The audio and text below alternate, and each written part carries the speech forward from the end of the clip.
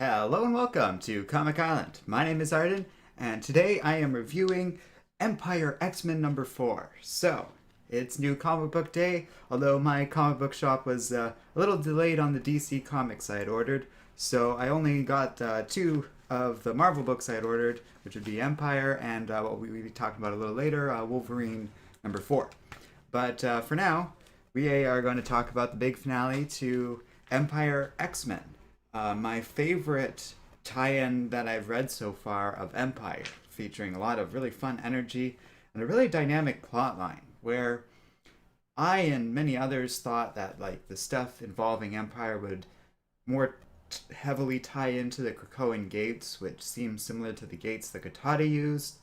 That stuff seems kind of ancillary to like what's going on in the X-Men Core series as a tie-in, and then this tie-in book, because the tie-in book here is all about Wanda Maximoff having attempted to undo the slaughter of millions of mutants in Genosha and creating this massive horde of mutant zombies as a result, without the X-Men really having known about it at all, apparently, until this invasion happens, and then a team of X-Men, including just about every psychic the X-Men have, find themselves cornered on this island with alien invaders, mutant zombies, and the horticulture, a group of elderly botanist women who are very much making inroads against the X-Men and can hack into their gates and do all this stuff because they were doing research along the lines of what the X-Men introduced to the world through Krakoan medicine.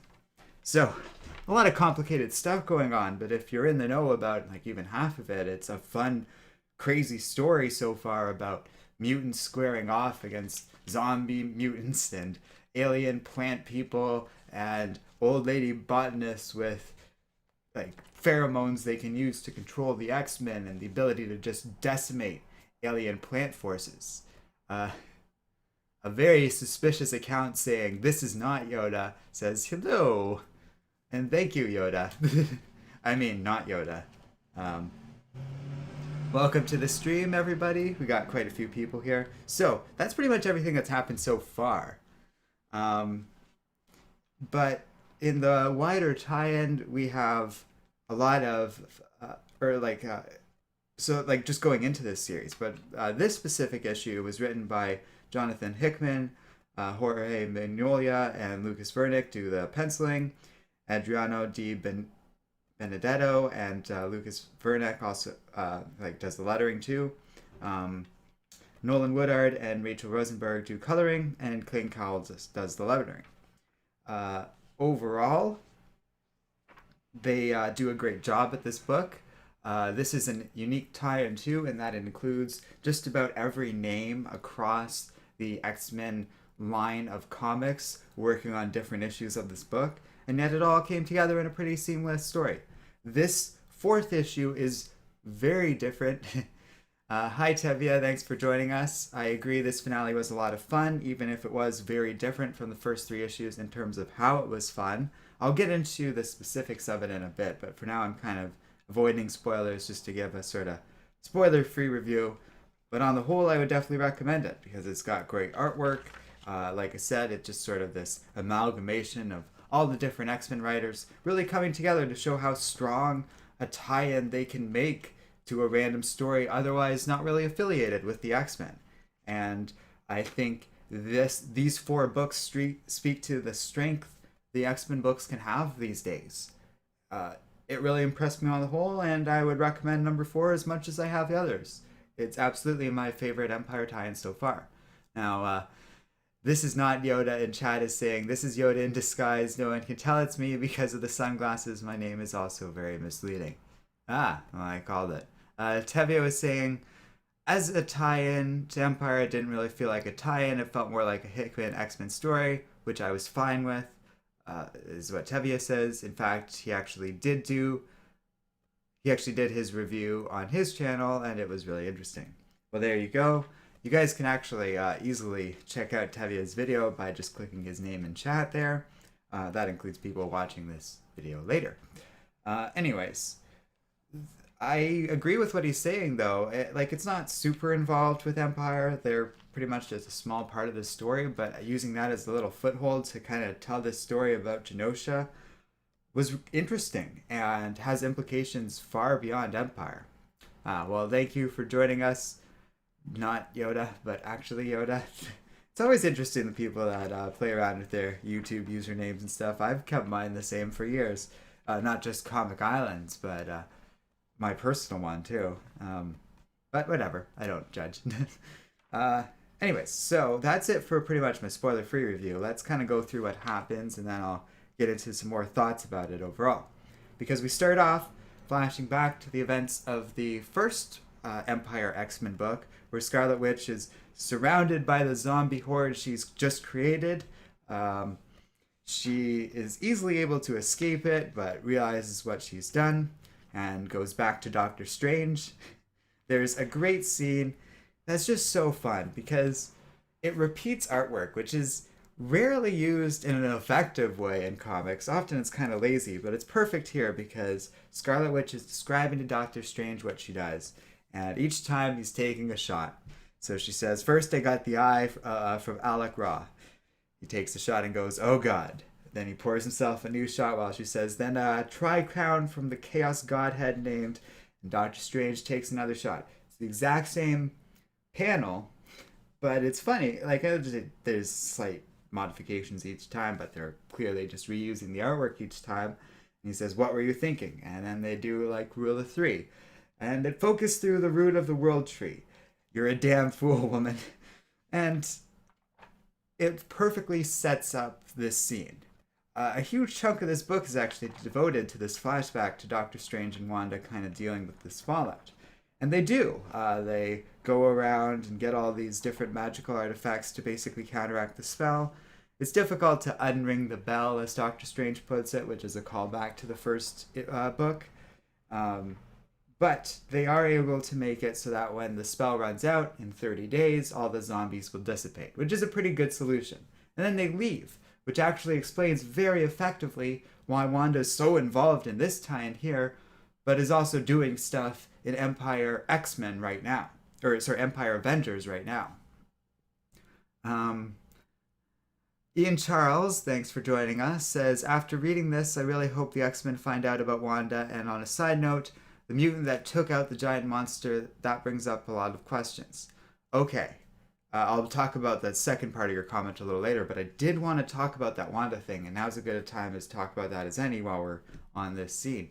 I agree, and that's what I was saying earlier about how there's implications of this book that spawn beyond Empyre X-Men number 4. I really think that I hope that Wanda answers to this because she basically just committed another atrocity against the mutant race. I hope, and given that every single writer of the X-Men line was involved in this, that this gets followed up on. This could be another Marvel event into itself, and Wanda remains this big question mark in the history and current status of the X-Men that I don't think has really been fully acknowledged, but I haven't read every single X-Men book. I could be wrong about that.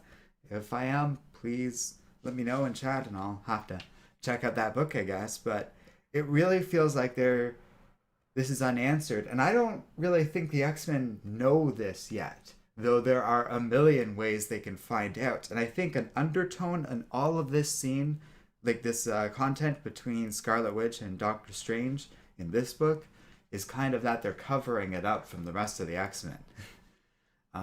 Which is interesting. I really am curious how all that is going to play out. And given that WandaVision is an upcoming show, that seems like an interesting thing they could do as a sort of tie-in in the comics. Tevye was saying, it kind of reminds me of Marvel Zombies. I also feel like Doctor Strange is a hypocrite because he did the exact same thing in Damnation. Sure, and maybe that's why he helps her out with that. He says, oh, you owe me, but I think he's mostly joking around with her. I don't know. I could see him. Yeah, I think you have a good point there. They're just different stories, and I don't think anyone really thought about that too much. But it's a fair point. Alejandro, thanks for joining us as well. They should have addressed Necrosha since Celine was there. Yeah, that's the only downside with this story is that, and I mentioned this before, and I think early on, all of Genosha has been resurrected into zombies before. It was a big deal and involved some of these characters, I think, but certainly some X-Men as part of that X-Force story. An X-Force story I quite enjoyed. My only response to that I think they can make a fair defense of as well is that this is a very different story with different implications and a very different era of X-Men. It always kind of had different implications because of the whole resurrection protocol that now takes place in Krakoa, which this story does answer. Oh boy, chat's busy. Yoda saying, I really like these live reviews, keep doing them. All right, back to sleep. Well, thanks. I like doing them too. Tevi was saying, not on purpose. Poor Scarlet Witch. Oh, I know she didn't do this on purpose, but she didn't do decimation on purpose either. The implications, I think, are important. I'm just saying, True Pretender, Burn the Witch, and Jeshua Avila, thanks for joining us. I'm sorry for butchering your name's pronunciation, I assume. I feel like Wanda action felt a bit out of place. It is a bit of a regression for her since her solo book focused on her working her mental health. That's the only downside, and I kind of do agree. It feels like backsliding in some ways, but maybe that can be addressed or something. And because there's a world where that sort of thing can be handled well. Mental health is always a struggle, and you can't just be like, oh, I'm all better now, and I'm never going to make it a mistake again. But this was also very premeditated. I think it can be explored in an interesting way. I do agree, though, because it's a long time since Decimation, and it's a fascinating move to pull now. Maybe it gets into her whole nature, too, and how she's exposed to that sort of chaos life force thing that Young Avengers brought up that maybe has an effect on her in a certain way that she can't just treat like mental health. Certainly, like, for a tie-in, it is just sort of inserting that character moment, and I was thinking about that too, so I'm not going to pretend that it's not a problem, but I don't know. I still think it's worth exploring if it can be done right, and maybe it can talk about that time and why it maybe didn't take, or why she just made a mistake again. We talk about how Doctor Strange did something similar, and they're very inconsistent on what magic can or can't get away with. Anyways, so we learn there's a 30-day clock to basically resolve this Genosha problem, which is interesting when it specifically tells us that we're 29 days later when all this stuff with the X-Men's happening on Genosha. So then we kind of cut to the present day, the big monsters ravaging places, but we actually cut back to Beast, who it turns out has kind of snuck a little something against the horticulture and stolen a piece of tech off of the woman that he was working with.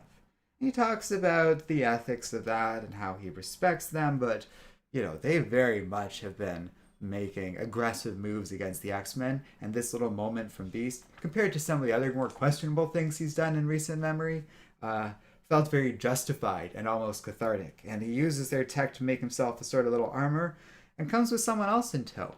Exploding Boy, who we know is one of the zombified mutants from Genosha, which tells us so much in that moment, because it confirms that the Genoshan mutants can be revived even if they are currently a zombie on Genosha.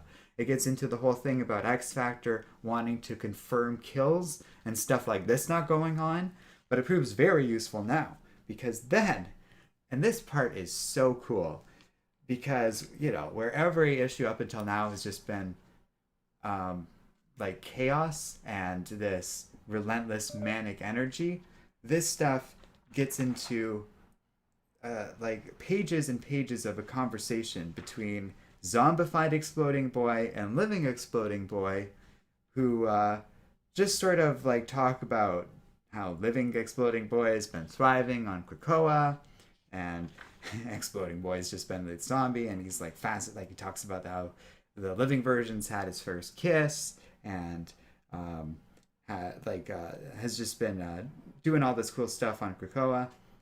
But they kind of like, and meanwhile in the background, demon powered Illana with the crazy staff Wanda made is battling against this story tall thing. But the focus really is on Exploding Boy, and the zombified one agrees to help out and just sort of flies up and blows up the crazy giant tall zombie.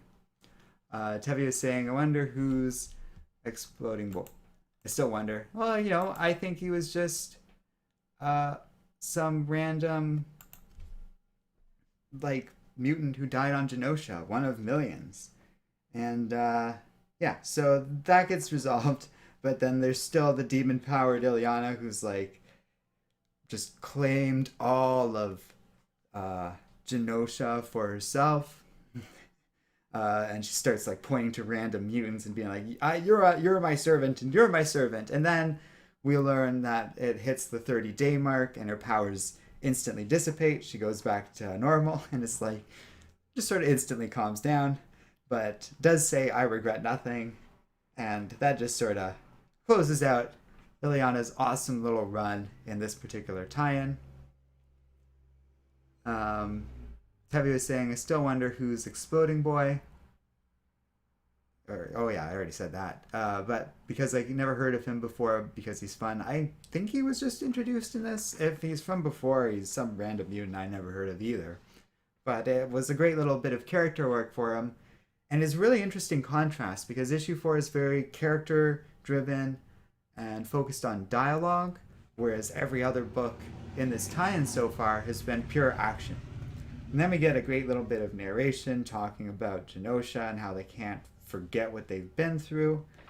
And it closes on Scarlet Witch, which, oh boy, pun not intended. It kind of gets into what I was saying about how I hope they follow up on her and how her relationship with the mutant race, and how she's kind of an outcast and might not even be a mutant, but maybe Marvel's willing to walk that particular plot point back at this point. Tevi was saying the demon power magic stuff was really funny. I really liked that little bit of character moment, and her being unapologetic for all of it was great. Angel just basically got insulted across this entire tie-in, but it felt fun and didn't degrade his character in any way. He and Monet kind of had an interesting little bit in all of this where they were kind of looking for their place and very clearly got to be like it was just interesting how they got to focus on these characters for a little bit at least, in a fun way. And then we randomly closed in on this mutant boy who just sort of brought the whole thing home, and it felt like interesting character work that was related to the content introduced in this particular tie-in. Alejandra says he might be Bailey Hoskins from Worst X-Men Ever. That was the other universe, though. It might be something like that, because we have these characters who theoretically have died. I want, like, Morph to come back, for example, because that's a good example of a character who kind of died in the main continuity early, but he can and should come back now, and I think that would be fun. He would make a fun addition to some team or something. Poet Scotty says, I'm making my own Marvel fanfiction called Omniwar, Neutral Rebirth, and it's about the god of the neutral zone, Trion. Well, that sounds cool. I'm all for fan fiction and having fun with that. There's a ton of cool examples of writers and other creators within the world of like actual Marvel and DC who came up in the world of fan fiction. Alejandro says Morph is back. He made a cameo in X-Force.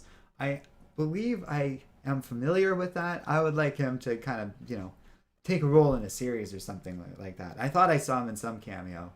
Alejandro saying, but his 616 name is Changeling. Oh, I didn't know that. That actually explains a lot, because Changeling has a bit of a role in X-Force. And then Tevi has a great line. This one's for you, Morph. I think that's from the animated series, I believe. Good times. So a really fun book. Definitely recommended. And on the whole, a pleasant read overall. this whole tie-in. I don't even really like Empyre that much, but I quite like this. This was like an interesting example of the sort of like self-contained fun story we can do within the world of X-Men. I hope we get a little more of that and a little less of this constant build-up stuff. This paid off the horticulture nicely. So now that we're setting up all these new things and threats, we can have stories like this, and I hope we get more of that.